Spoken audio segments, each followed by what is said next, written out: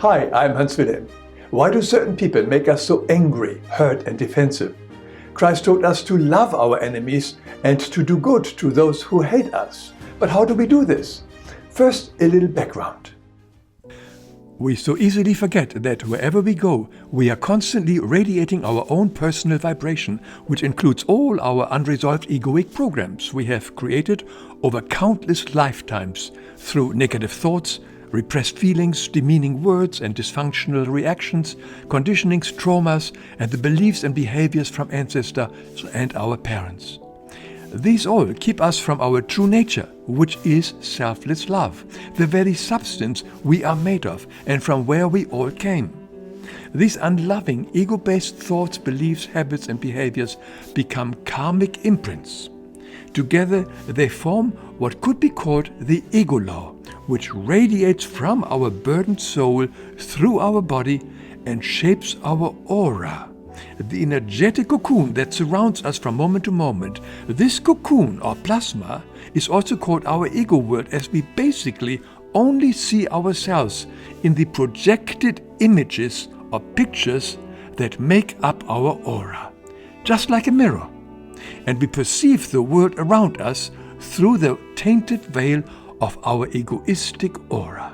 In this way, everyone lives in their unique private ego world through which they interpret the outer reality. As the ancient Talmud wisely says, we do not see things as they are, we see them as we are. For more on this, see my video, The Law of Projection.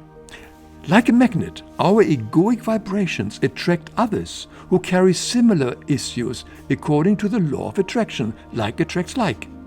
And we quickly see them as our enemy to whom we give the power to upset us and make our life difficult and challenging. Whether it is a family member, a boss, a neighbor, or some political dignitary.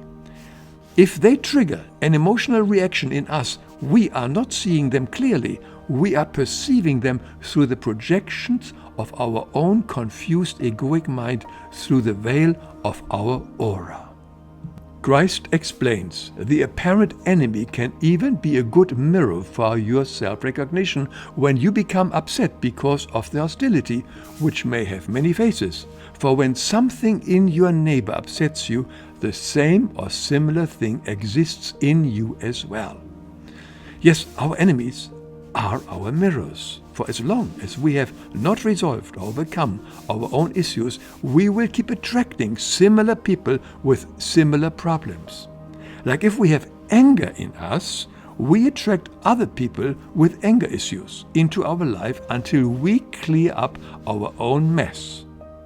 But what about karma? What if the other person comes into our life for karmic reasons? Even then, whatever they are doing to us is something we ourselves have done to them or to others in this or a previous lifetime. It always comes back to us. We are the source of our own misery. As Christ advised us, the only way to stop this is through self-recognition.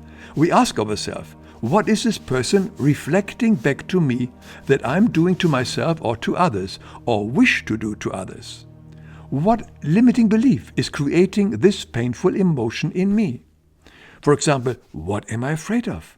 What does this situation remind me of in my childhood? And most importantly, what benefits do I have by holding on to this belief? Because the deeper reason this person, our so-called enemy, has come into our life is to reveal what is still unloving, hidden, or unresolved within us.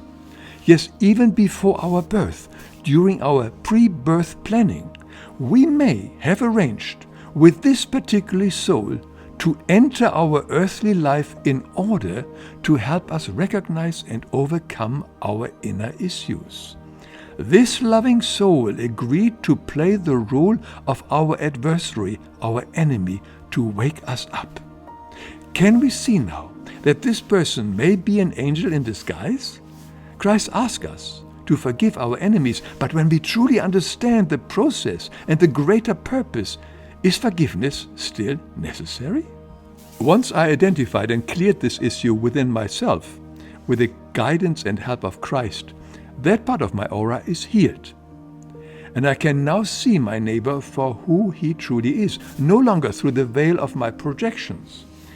I can then feel into his situation, and into that person I may then sense what he may be needing and how I might help. Gabriele teaches us, therefore, we have to dissolve our plasma with Christ to be able to see more deeply. Only then can we look into the problems of our neighbor and help him.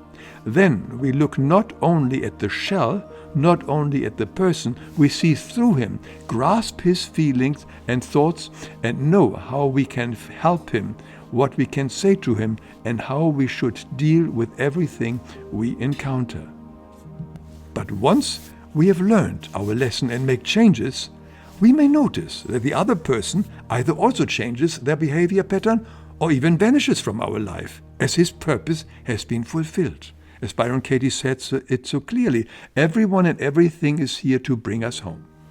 I like to add here that if the other person continues to be dangerous, we naturally have to ask ourselves if we need to set boundaries, speak up or step away to prevent harm or abuse, because no one has a right to mistreat or harm us. This video was inspired by two great books. One is The Great Cosmic Teachings and The Ten Commandments and the Sermon on the Mount. Links to both books are beneath this video, as well as links to all the videos which have been mentioned herein. If you have any questions, you're always welcome to write to me on my website lifeexplained.com. If you wish, subscribe and rate this video, and then we can meet again in my next one.